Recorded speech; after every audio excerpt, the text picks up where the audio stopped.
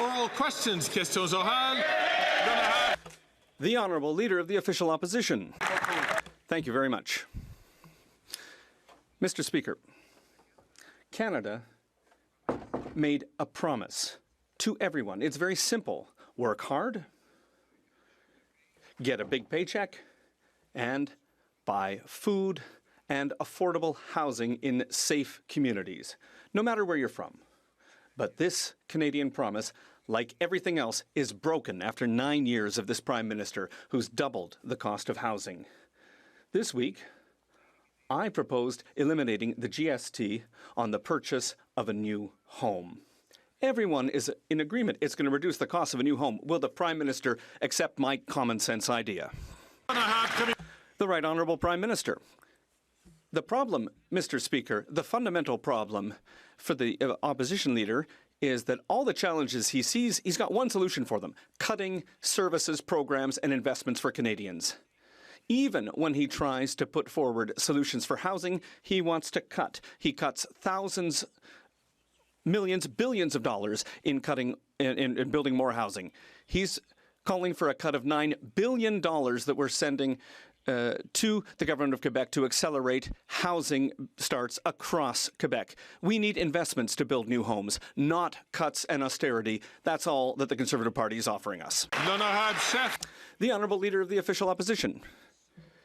It's not surprising that the Prime Minister is against cutting GST on housing because he doubled the cost. He did it by breaking the immigration system, by printing $750 billion in inflationary funding, by funding bureaucracies that prevent construction, and by putting new taxes on housing.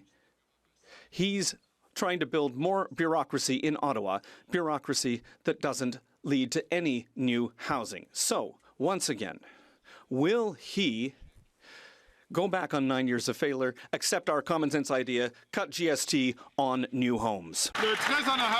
The Right Honourable Prime Minister.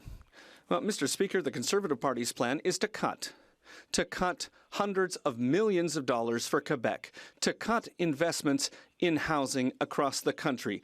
That's not what Canadians need. We are investing in housing. We are investing to build more opportunities across the country for people, and all he's offering is billions of dollars in cuts in services and programs and services that Canadians need. The Honourable Leader of the Opposition. Mr. Speaker, Canada makes everyone a promise. It's a very simple deal. You work hard, you get decent food, and a good home in a safe neighborhood. Doesn't matter where you come from, you work hard, that's what you get. But that promise, like everything else, is broken after 9 years of this NDP Liberal Prime Minister. He's doubled housing costs. That's why I came forward with a now widely celebrated idea to axe the GST sales tax on new homes, saving up to $50,000 on the cost of a new home. Will he accept my common sense plan to axe the tax and build the homes? The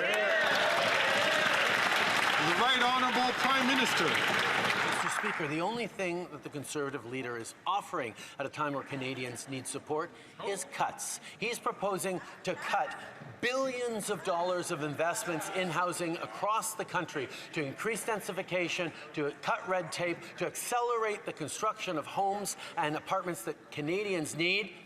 He's offering cuts. He's offering austerity. He's saying everything is broken, and then he's thinking that cuts to services and programs and investments is what's going to help Canadians. That's not responsible leadership, Mr. Speaker.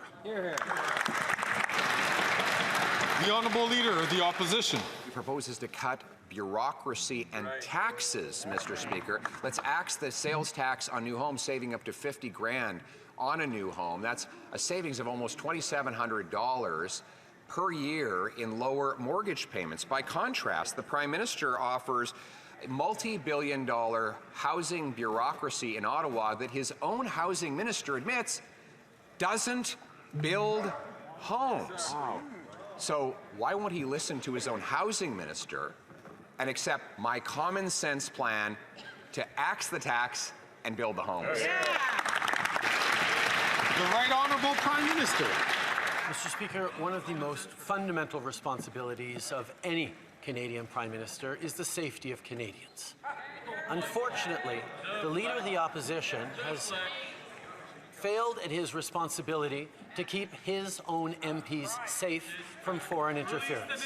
So I have asked the security services to figure out a way to give some information to the Leader of the Opposition so that he can actually fulfill his responsibility of protecting Canadians, including those within his own caucus. It would be easier if he got a security clearance, but I've asked them to give him some information nonetheless.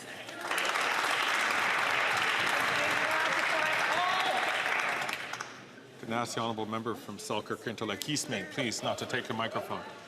The honourable Leader of the Opposition. Mr. Speaker, I know that the Prime Minister has told his caucus he's not sleeping. He's pulling his hair out with stress because of his caucus revolting against him. Now he's spreading tin pot conspiracy theories rather than answering the question. 80% of Canadians now believe that home ownership is only for the very rich after he doubled the cost of housing in 9 years.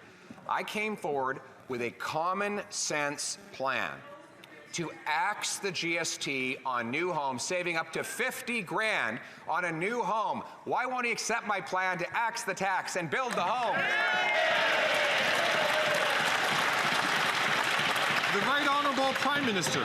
He just put forward a plan to cut billions of dollars of investment in housing across the country. But, Mr. Speaker, in regards to issues of national security, it is extraordinarily difficult to see a leader of the Conservative Party refuse to get the necessary security briefings that would allow him to protect his own MPs and indeed protect our Canadian democracy. So I have asked the security services to figure out a way to share some information, perhaps even some names, with the leader of the Conservative Party so that he can take action and protect his members.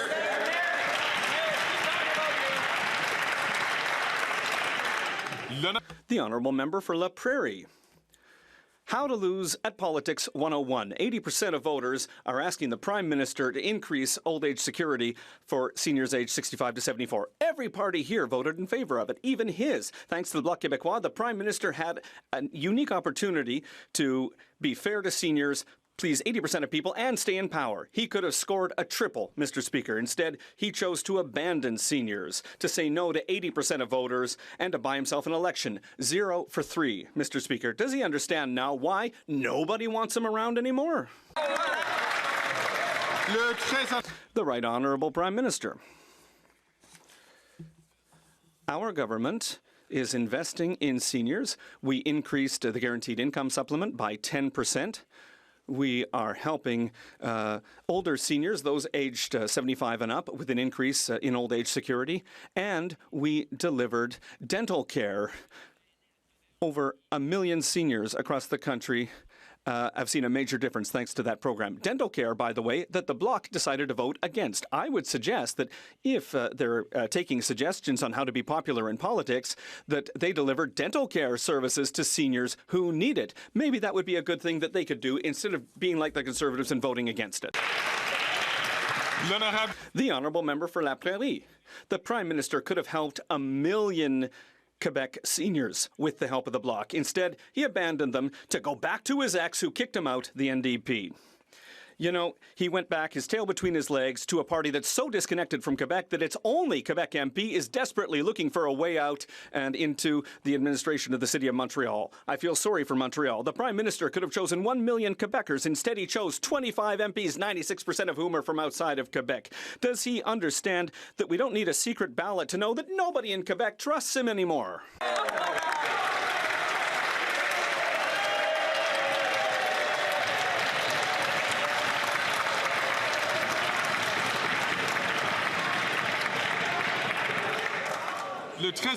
The Right Honourable Prime Minister.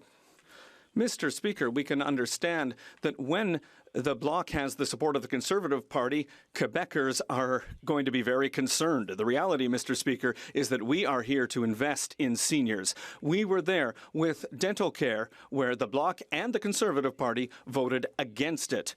We were there to increase the guaranteed income supplement by 10% for the most vulnerable seniors. That's one of the very first things that we did as a government, and the Bloc and the Conservatives voted against it. We were there to increase old age security for seniors 75 and up because they have more costs, and the Bloc voted against that as well. The honourable member from Burnaby South. Let's talk about women. In Alberta, Daniel Smith, the Premier, is privatizing healthcare and giving it to Covenant. Covenant refuses to give abortions. That is clearly a violation of the Canada Health Act. Does the Prime Minister agree? Yes or no? Hear, hear. The Right Honourable Prime Minister. Mr. Speaker, we are the government that has stood up for women's rights unequivocally across this country, including pulling back transfers to provinces where abortion services and reproductive health wasn't being delivered. At the same time, Mr. Speaker, we're moving forward with more ways to protect women's rights. Just yesterday, we presented a Ways and Means motion that's going to mean that pregnancy crisis centers will have to disclose whether or not they're actually offering the full suite of reproductive services and rights to women, or whether they are going to leave women without support and without choices at an extremely delicate time. That's right. The honourable member for Burnaby South. It's her body, her choice, not her body, Conservative Party's choice. The Conservatives have revealed a new plan for a cut. This time they want to cut in the Affordable Housing Accelerator Fund. And now the Bloc wants to support them. The Bloc had some power, but they weren't able to do anything to resolve the housing crisis in Quebec. People need affordable housing, not infighting. Will the Liberals finally wake up? The Right Honourable Prime Minister. Mr. Speaker, I'd like to follow up on the first part of the question from my honourable colleague on the fact that the Conservative Party continues to attack women's rights. Now, I certainly have questions about the Conservative MPs from Quebec within the Conservative Party of Canada who have sat on their hands while their colleagues attack women as rights, the anti-choice members of the Conservative Party. We are seeing women's rights under attack everywhere, and the Conservative Party is encouraging them with the MPs they've elected. The Honourable Leader of the Opposition. Mr. Speaker, the Bloc Québécois and the leader of the Bloc Québécois has literally nothing, delivered nothing for Quebecers, nothing for seniors, nothing for farmers. But despite that, he voted almost 200 times to keep this Prime Minister in power. He voted for $500 million in inflationary bureaucratic spending, $500 million in deficit spending. At the same time, Quebecers are suffering from the cost of housing, which has doubled. Will the Prime Minister accept to call an election so that Quebecers can support my plan to get rid of GST on new homes? Just before I recognize the Prime Minister, I would just like to ask all members, please, to put your phones on silence. It's good for the interpreters. The Right Honourable Prime Minister. Mr. Speaker, I said it in English, I'll repeat it in French. We know that one of the fundamental responsibilities of everyone in this House is to protect the safety, security, and well-being of Canadians. However, with his completely unexplainable decision to not get his security clearance, the Conservative leader is putting Canadians at risk, including members of his own party. That's why I have asked our security services to share as much information as possible with the Conservative leader so that he can better protect his MPs, despite the fact that he's still refusing, for reasons that we don't know, to get his security clearance to know everything about this issue. The Honourable Leader of the Opposition. This Prime Minister doubled housing costs, doubled the debt, doubled gun crime, and now doubled food bank use, that the NDP would be pulling its support. After all, the leader said that the Liberals are too weak, too selfish, too beholden to corporate interests to fight for people, and yet, there he is, still in power. He doesn't even have the confidence of his own Liberal MPs, but he seems to still have the confidence of the sellout NDP leader. So, will the costly carbon tax coalition stand up in front of Canadians and let people vote in a carbon tax election for change in the future?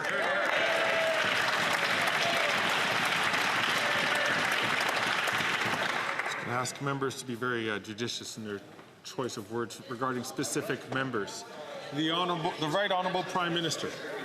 Mr. Speaker, watchers of Canadian politics will remember that last year, the Conservative Party got up pretty much every time they could to talk about national security, to talk about it in a partisan way, but to talk about it every chance they could get. And now that we have offered the Leader of the Opposition a security clearance so that he can be fully informed on national security, all that they've been able to say is political attacks and asking questions of other parties. Why has the Leader of the Opposition chosen to not get a security clearance when the safety of his own MPs is in the balance?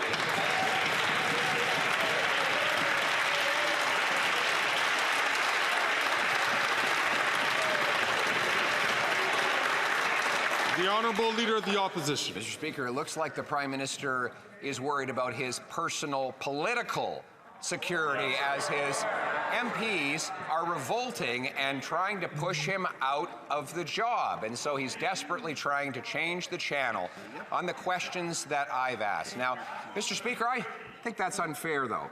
Those MPs helped this Prime Minister double housing costs, double the debt, double gun crime, double food bank use. Why won't he turn around and look them in the eye and say they should stand up for their own record and his, face the music in a carbon tax election?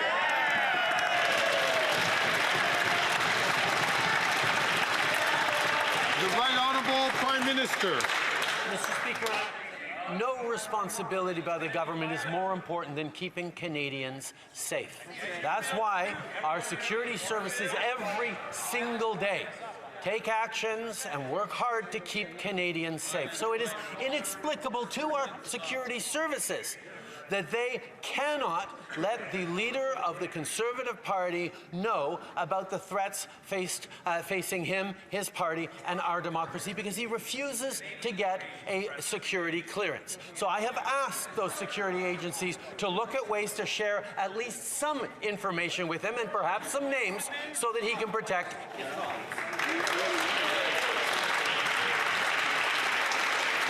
The Honourable Leader of the Opposition. Mr. Speaker, if he wants to release the names, he legally can do it now on the floor of the House of Commons. He can do it.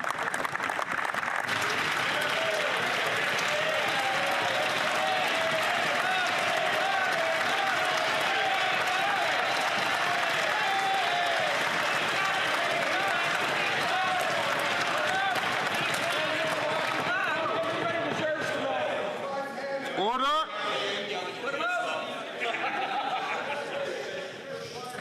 The Right Honourable Prime Minister.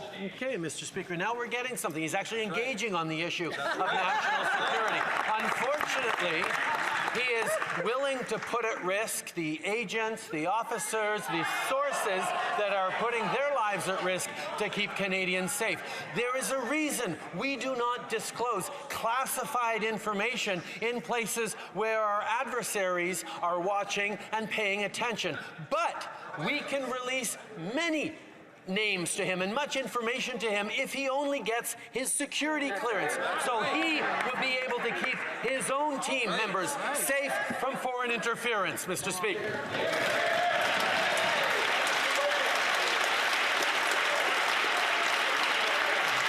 The Honourable Leader of the Opposition. He won't release the names because he knows that he and his party are compromised.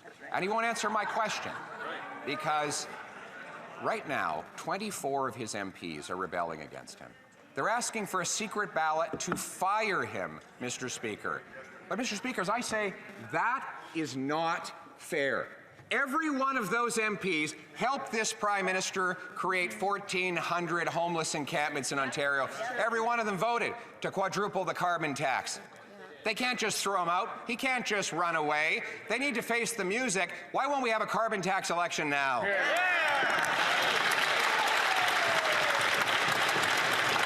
The Right Honourable Prime Minister. For well over a year in this House, just about every question from the Leader of the Opposition was about national security, was about foreign interference. And we called a commission of inquiry. We've offered security clearances to all leaders. And indeed, the leader of the Green Party, the NDP, and the Bloc have all done the responsible thing and gotten their security clearances and gotten top-secret briefings from our security services. The leader of the Conservative Party chooses to play the pettiest form of politics instead of stepping up on his responsibilities as leader, protecting Canadians, protecting his MPs, protecting our institutions.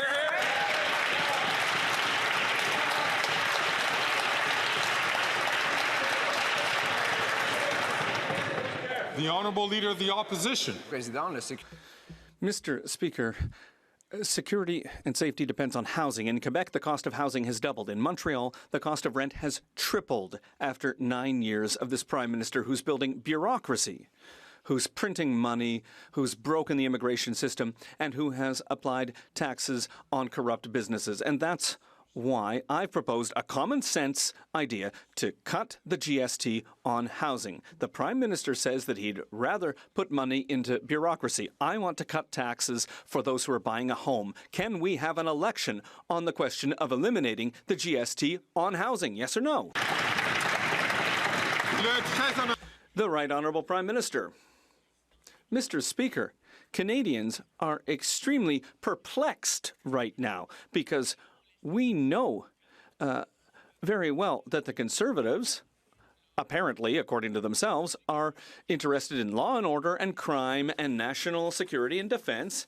It's in everything that they put out in the elections. But when it comes time where there's a real threat to Canadians' safety and even to the safety of his own MPs, the Conservative leader refuses to get his security clearance. He refuses to take his responsibilities seriously.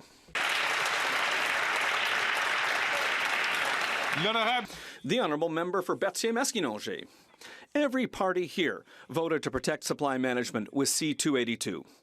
Every party stood with farmers to call on the Senate to stop blocking this bill.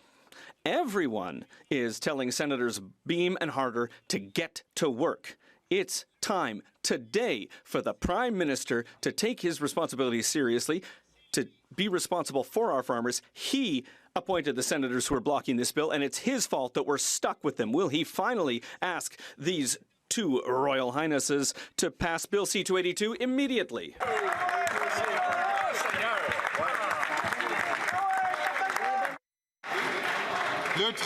The Right Honourable Prime Minister.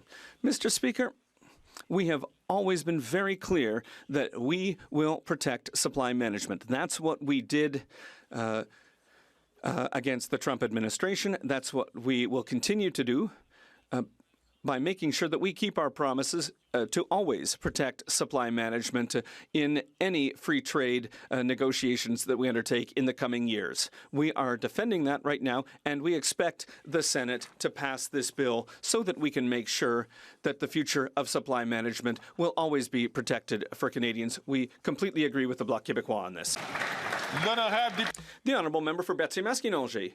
Well, nice words, Mr. Speaker, but not only did he appoint these senators, the senators that are blocking C-282, but one of the two of them is even a good buddy of his. Peter Harder brags about it on his Senate webpage. He says that the Prime Minister, when he was in the opposition, called him several times for advice and help. And then 6 months later, he got a Senate seat. The Prime Minister in person picked up the phone and called him. If the Prime Minister can call him for advice, can he not ring him up to tell him to do his job?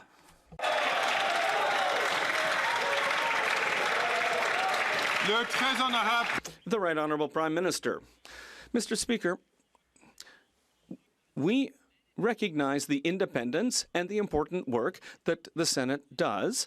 The Senate studies bills, makes recommendations, and over the years, we've appointed exceptional senators who are doing responsible and diligent work in that place. At the same time, we always expect the senators to take into account the will and the decisions of this House. And the House voted unanimously to protect supply management, as we've always committed to do, protecting supply management in any trade agreement and free trade negotiations. The Honourable Leader of the Opposition. 9 years after this Prime Minister promised to end chronic homelessness, it's gone up by 38%. But happily, the Canadian Alliance to End Homelessness says that my Conservative plan to eliminate the GST on the purchase of a new home is, quote, intelligent. So if the Prime Minister is really interested in ending the housing crisis that he created, will he listen to the people who are trying to end homelessness and accept my common sense plan and eliminate the GST on new homes? The Right Honourable Prime Minister.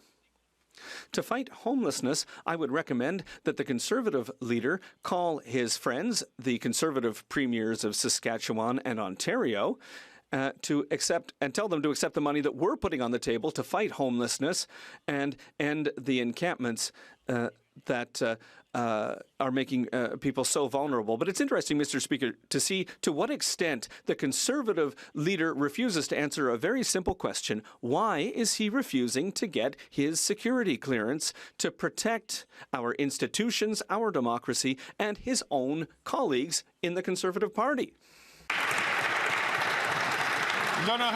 The Honourable Leader of the Opposition. And Builders Association stated that my common sense Conservative plan to axe the sales tax on new homes under $1 million is, and I quote, the most significant housing announcement made in the past 2 decades. Removing the GST shows leadership to cut crippling levels of taxation on new housing, puts money directly back in the pockets of Canadians while combating the housing crisis.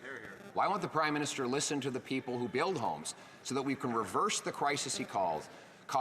Why don't we axe the sales tax on new homes today? The Right Honourable Prime Minister. You know what shows leadership, Mr. Speaker? Taking seriously the safety of Canadians. Mr. Speaker, the RCMP has concluded that the government of India was involved in the killing of a Canadian on Canadian soil, in extortion, in violence, in drive-by shootings, in home invasions, and the leader of the Conservative Party of Canada refuses to get his security clearance so that he can keep Canadians safe, can even keep his fellow MPs safe. That's why I've asked our security services to find a way to share some information with him so maybe he can do at least a part of his job.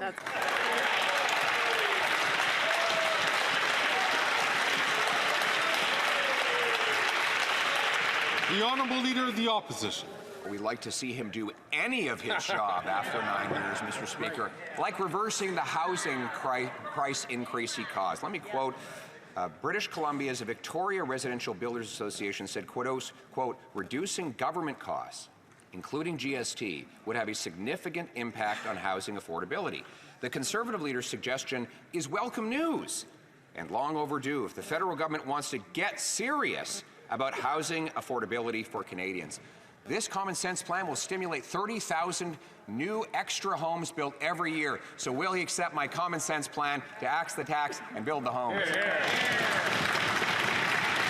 The Right Honourable Prime Minister. Conservatives, you always need to look at the fine print underneath the easy slogans. And the fine print on this one is cutting billions of dollars of investments in housing right across the country at a time where we need to be building more housing more quickly. Cuts are not the solution. But if he wants to take something seriously, perhaps he should take seriously the issue of national security, because he refuses, for inexplicable, political, childish, who knows what reasons, refuses to get his security clearance that will allow him to keep his own MPs safe, to keep Canadians safe, to keep our democracy and its institutions safe.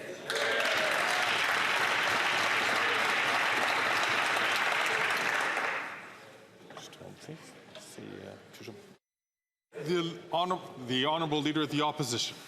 After 9 years after promising he'd get rid of chronic homelessness, it's actually risen by 38%. Now there are 1,400 homeless encampments in Ontario. It's almost as bad as it is in NDP-governed British Columbia. But there is good news. The Canadian Alliance to End Homelessness heard about my common sense plan to axe the GST on housing, and their founder said, "This is smart." Mr. Speaker, those who are fighting to end homelessness, like my solution of axing the sales tax on new homes, will he accept my plan to axe the tax and build the homes? The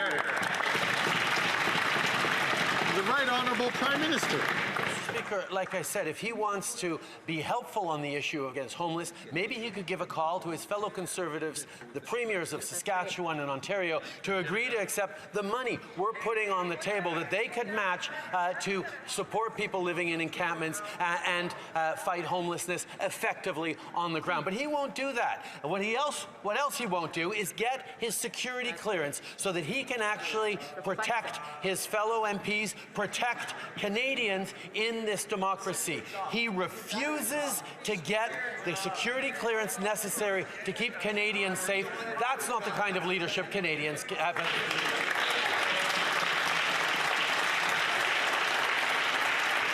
The Honourable Member from Burnaby South. Systemic anti-black discrimination is widespread in the public service. In fact, the Treasury Board Secretariat found that the Canadian Human Rights Commission discriminated against black employees. Now, instead of supporting these workers, right now the Liberal government is fighting these workers in court. So will the Prime Minister stop fighting black employees in court and settle the Thompson class action lawsuit? The Right Honourable Prime Minister. Mr. Speaker, in extending the UN decade of support for people of African descent, this government has done more to recognize systemic bias, systemic discrimination, unconscious bias, and anti-black racism than any other. But there is always more to do, Mr. Speaker, which is why we have stepped up with the Black Entrepreneurship Strategy that is responding to the needs by black communities to access more capital to create the prosperity that they so need to be able to create for their communities, why we're continuing to invest in anti-black racism initiatives, continuing to stand with the black community. There's always more to do, and we will do it, Mr. Speaker. The Honourable Member from Port Moody, Coquitlam. Abortion is health care. 1 in 3 people who can get pregnant will need abortion care in their lifetime.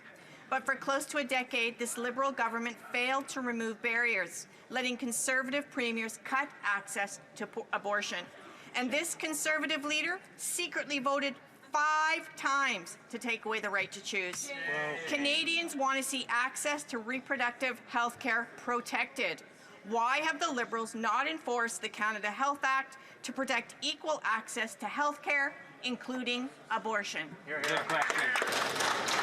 The Right Honourable Prime Minister. Mr. Speaker, my daughter is in the gallery today, so I want her to hear me as long as everyone else does. This government is unequivocally pro-choice. We will always defend a woman's right to choose, full stop. That's why, Mr. Speaker, we've actually pulled back funding from provinces that haven't been delivering access to abortion in their jurisdictions, why we will continue to enforce the Canada Health Act. But, Mr. Speaker, it is the Conservative Party, with its dangerous attack on women's rights, that should have people worried right across the country. At a time where we've seen Roe versus Wade overturned, attacks on women's rights, the Conservative leader can't stand up and defend women's rights.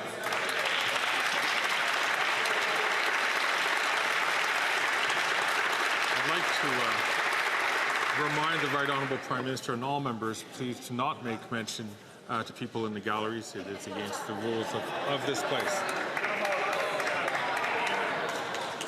Alors, s'il vous plaît. Order, please. L'honorable député de... The Honourable Member for St. Laurent. Mr. Speaker, our government has always protected women's right to choose, but the anti-choice lobby of the caucus and the Conservative caucus and the leader are controlling it. And some of these anti-choice organizations that support the Conservatives use deceptive tactics to deter women from accessing a complete array of reproductive care. Can the Prime Minister tell Canadians about the measures taken by our government to protect women from these centres? The Right Honourable Prime Minister. I'd like to thank the member for Saint Laurent for her diligent work on defending women's rights. We have heard too many women tell us about how they experienced shame, and that's unacceptable. That's why yesterday we presented a bill to force these centres to be more transparent. Otherwise, they risk losing their status as a charitable organization. Unlike the Conservative leader, the Liberals will always defend women's right to choose and their right to access the health care they need, including the entire array of reproductive care services. Thank you. The Honourable Leader of the Opposition. Mr. Speaker, the Prime Minister says that he opposes taking the GST off of new homes. He wants to keep the taxes high and keep housing prices rising.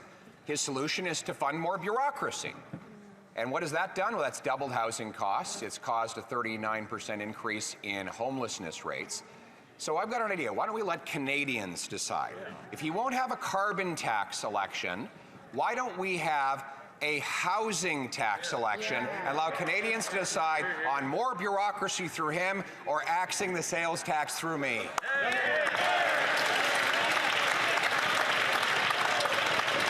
The Right Honourable Prime Minister. Mr. Speaker, Canadians watching today will see that the Leader of the Opposition is refusing to stand up and take a strong position in protecting women's rights unequivocally in this House.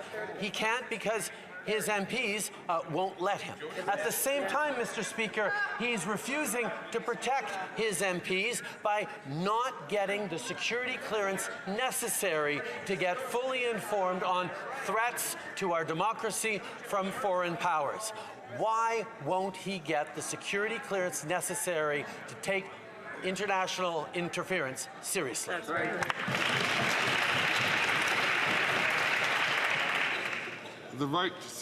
The Honourable Leader of the Opposition. Mr. Speaker, his tinfoil hat conspiracy theories and misinformation will not distract. We stand up for women's rights every day on this side. It has been our 20-year-long policy in the Conservative Party that there will be no restrictions on women's reproductive choices or on abortion. He knows that, but he doesn't want to discuss the issues that we do disagree on, which are this. Housing costs have doubled under him. His solution is to spend billions more on bureaucracy that drives them up further. We want to help women and men own a home, so will he vote for a housing tax election? Order.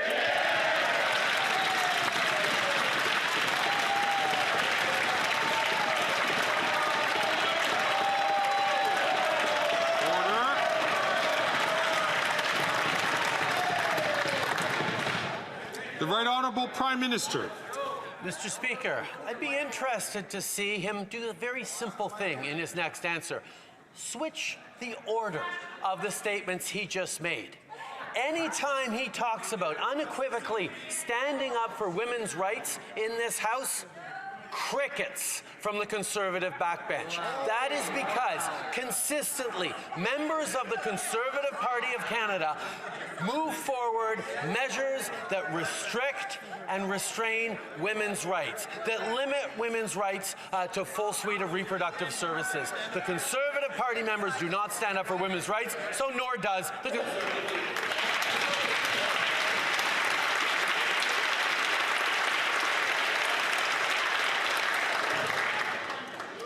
The Honourable Leader of the Opposition. Mr. Speaker, speaking of women's rights, just yesterday, his former parliamentary secretary came out publicly, Selina Cesar-Chavannes, and said that she was abused, intimidated, and mistreated by this Prime Minister, that he used her for his fake feminist agenda, and that he treated her like garbage, Mr. Speaker. It is terrible the way he exercises hypocrisy, housing hypocrisy by doubling costs, tax hypocrisy by raising people's prices while flying around the world. How about putting an end to the hypocrisy and calling a carbon tax elected?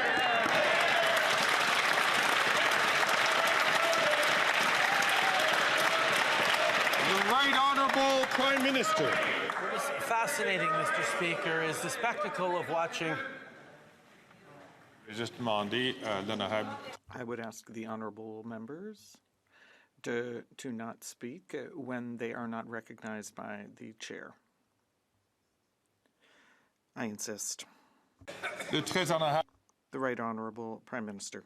Mr. Speaker, it is fascinating to see the lengths to which the Conservative leader will go to avoid the issue of national security, to avoid the issue of safety of Canadians, to avoid talking about issues of foreign interference, because he cannot answer why he refuses to take the security clearance that would allow him to access top secret information focused on keeping his members safe, keeping our democracy safe. We know that foreign governments interfered in the last leadership campaigns in the Conservative Party. He wants nothing to do.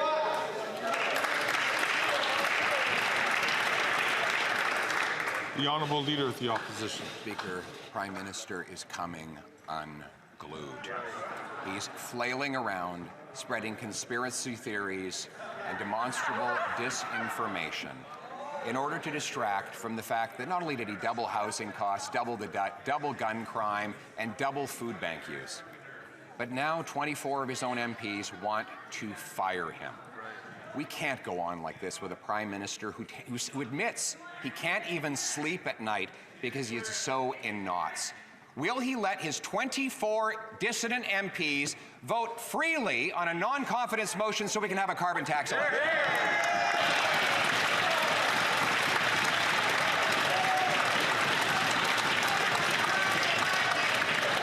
The Right Honourable Prime Minister.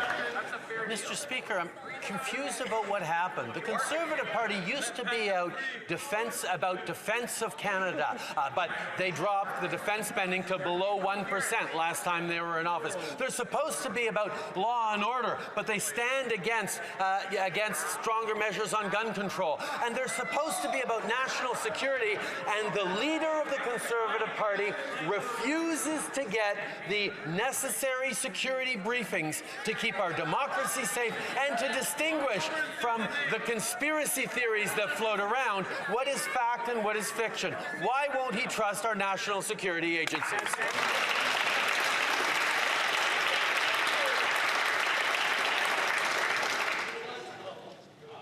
The Honourable Member from Montcalm. As of today, advance requests for aid will be allowed in Quebec. Finally, Quebecers diagnosed with a serious and incurable disease leading to incapacity will be able to submit a request to their doctors.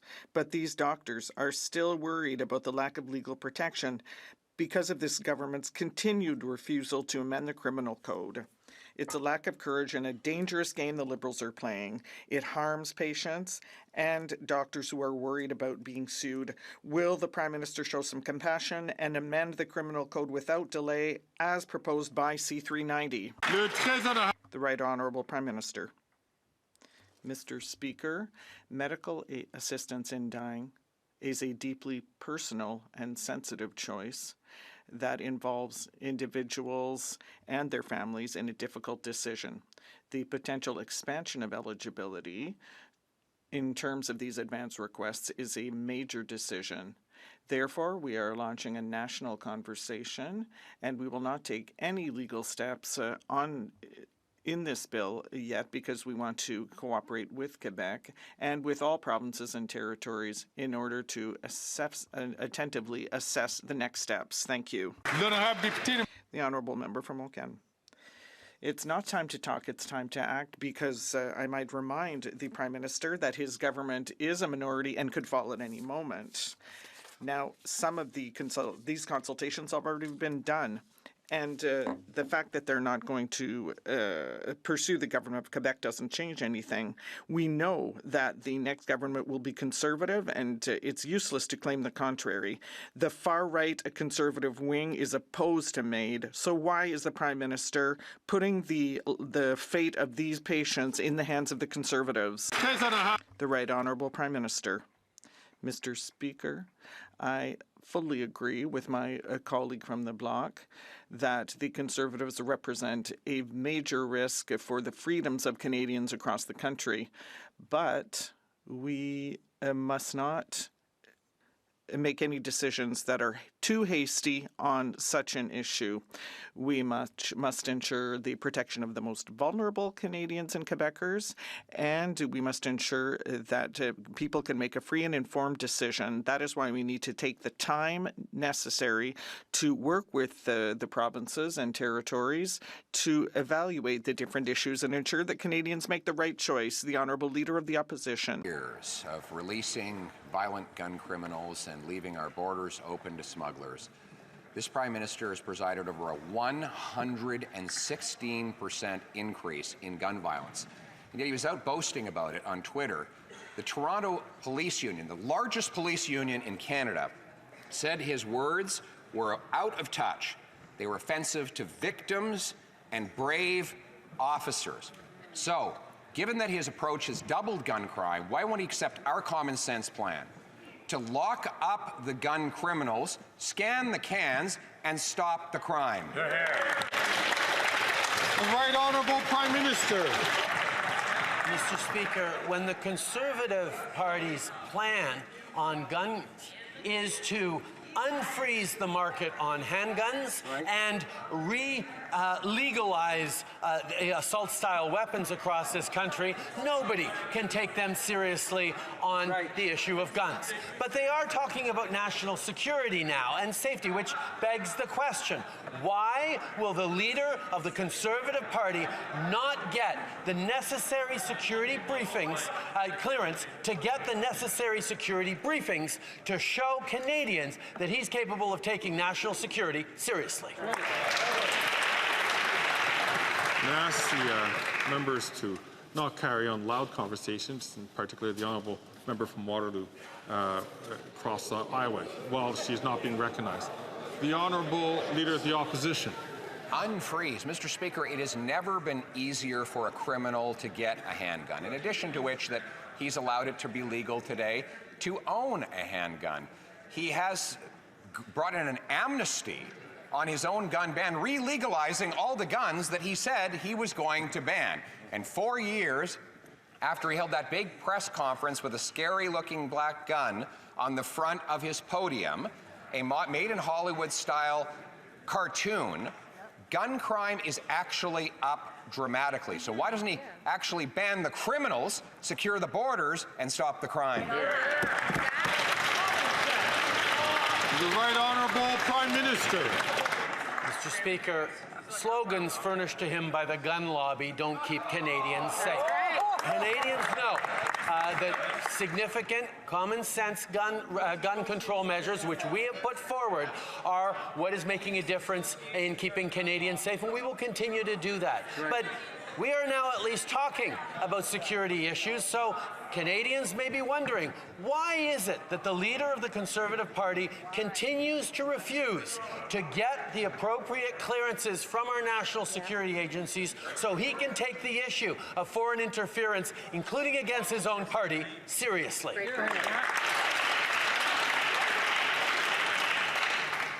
Once again, as I just mentioned before, I'm going to ask all members, please, not to have conversations across the way, including the member from Dufferin-Caledon. The Honourable Leader of the Opposition. Mr. Speaker, there's been an increase in of 800% with regard to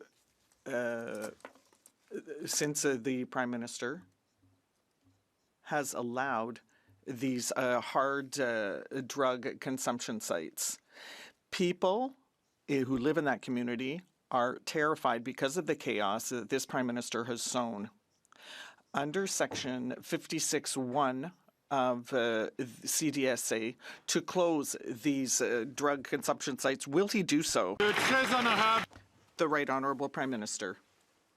Mr. Speaker, the opioid crisis and drug addiction is a scourge that profoundly impacts Canadians across this country. Our approach is science-based, it's fact-based, and also we use compassion, and we try to work with the organizations on the ground, with the provinces and the municipalities and experts. We will continue to take this approach. We will not criminalize people who have mental health problems, and that is going to save lives, Mr. Speaker. The honourable member from Humber River, Black Creek. Mr. Speaker, our government has always been clear that ensuring a woman's freedom of choice should be protected. But many Canadians are rightfully worried that a Conservative government would not protect this fundamental right. It is alarming that women's rights and freedoms are under attack in the Conservative Party. Can the Prime Minister tell us how our Liberal government will continue to protect a woman's right to make decisions about her own body? The Right Honourable Prime Minister. Mr. Speaker, the member for Humber River Black Creek is right. Yesterday, we announced that we're holding pregnancy crisis centres accountable for preventing women from making informed choices. While we're protecting women's freedom of choice, the Conservative Party is trying to roll it back.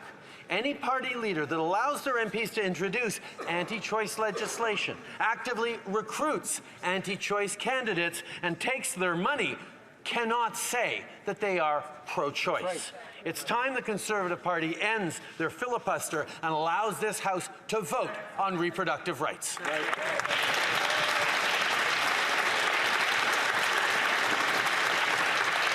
The Honourable Leader of the Opposition.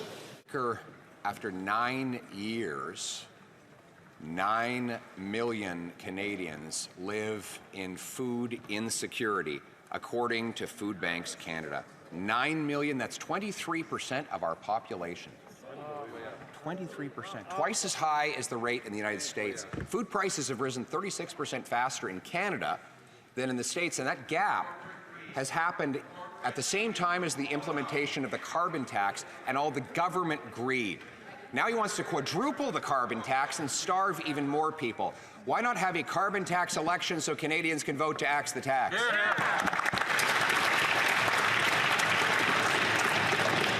The Right Honourable Prime Minister. Mr. Speaker, the Canada Carbon Rebate puts more money back in the pockets of the middle class and people working hard to join it. The Parliamentary Budget Officer recognized that 8 out of 10 Canadians are better off with the Canada Carbon Rebate than the price on pollution costs them in their jurisdictions. So the Leader of the Opposition is proposing to take away money from vulnerable families across this country at a time they need it. Terrible. What the Leader of the Opposition is also doing is refusing to get the security clearance necessary to keep Canadians safe by getting the briefings from our security agencies that talk about foreign interference. That's right. The Honourable Leader of the Opposition. Mr. Speaker, if the carbon tax made people better off, we wouldn't see a doubling of food bank use under this Prime Minister. You can't blame the rest of the world. Food prices have risen 36% faster in Canada than in the United States of America in the same time period. And that gap grew as the carbon tax came in year after year over the last half decade. It turns out if you tax the farmers who make the food, the truckers who ship the food, the grocers who sell the food, you tax all who buy the food. So if he really wants to quadruple that tax, why not have a carbon tax election so Canadians can decide? The Right Honourable Prime Minister. The Canada Carbon Rebate puts more money in the pockets of 8 out of 10 Canadians right across the country, and it's top economists, scientists, and the Parliamentary Budget Officer who've declared that.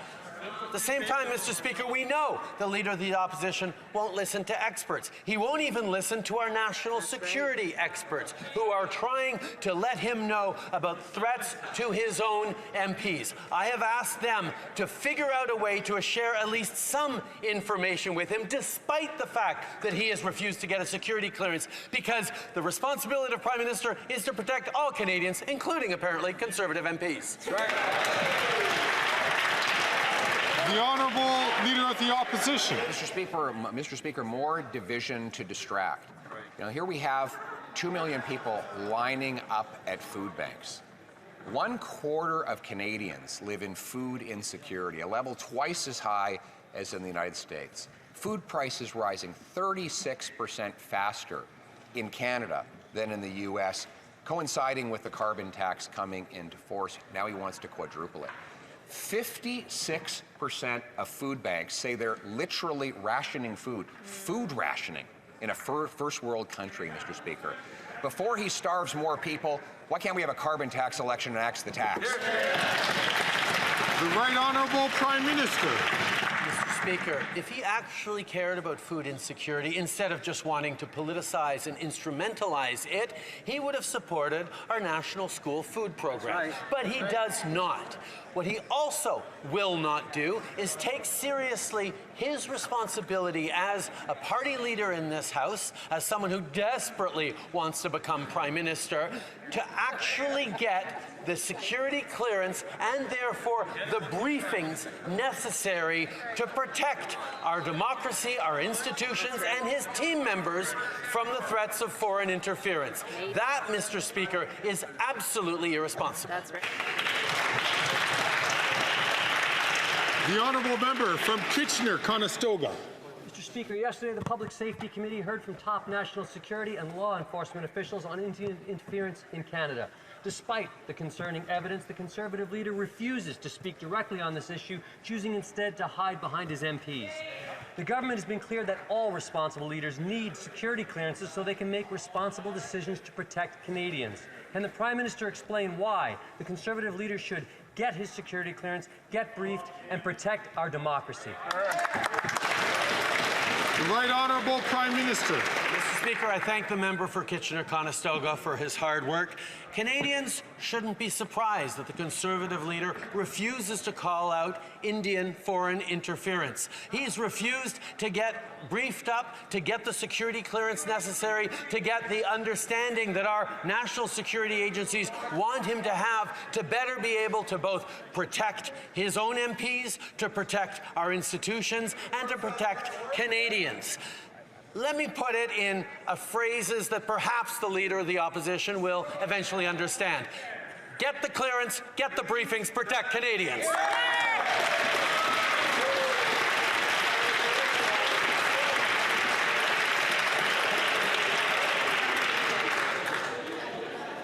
The Honourable Member from North Island, Powell River. Canadians who serve in the military deserve our gratitude and support. But we've learned that for at least 19 years, this Liberal government and the former Conservative government overcharged veterans and their families for long-term care beds. Again, veterans and their families have to fight this government tooth and nail to get what they are due.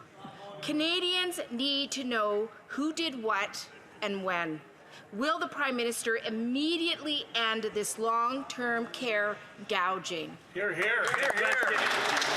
The Right Honourable Prime Minister. Mr. Speaker, the Minister of Veterans Affairs has asked her officials to investigate this matter further. We are committed to supporting our veterans, have been since day one. That's why we invested over $11 billion in new services and supports for veterans since 2016, including reopening the 9 veteran service centres that the Harper government shuttered, rehiring 1,000 staff that the Harper government had fired, and we're continuing to work to improve the services and benefits and supports for veterans and for their families. The Honourable Member from Spadina, Fort York. Mr. Speaker, the Prime Minister wants to talk about national security. Let's do it. On New Year's Eve, Canadians will be ushering in the Hogue Commission's final report on foreign interference. But meanwhile, media continue to provide insight as to who are the infamous 11 parliamentarians in the pocket of China. Mr. Speaker, does a Prime Minister have trouble sitting at the cabinet table when he must wittingly know that at least one of his ministers is not working in the service of Canada, or is he entirely witless?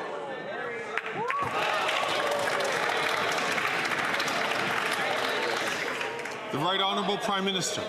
Mr. Speaker, that was an absolutely disgraceful display of irreverence and unseriousness in a place that deserves a serious contemplation of issues of national security. But it doesn't surprise me he's choosing to sit with the Conservative Party of Canada because their leader won't even get the necessary clearance to get the necessary briefing to keep Canadians safe. It's irresponsible, Mr. Speaker.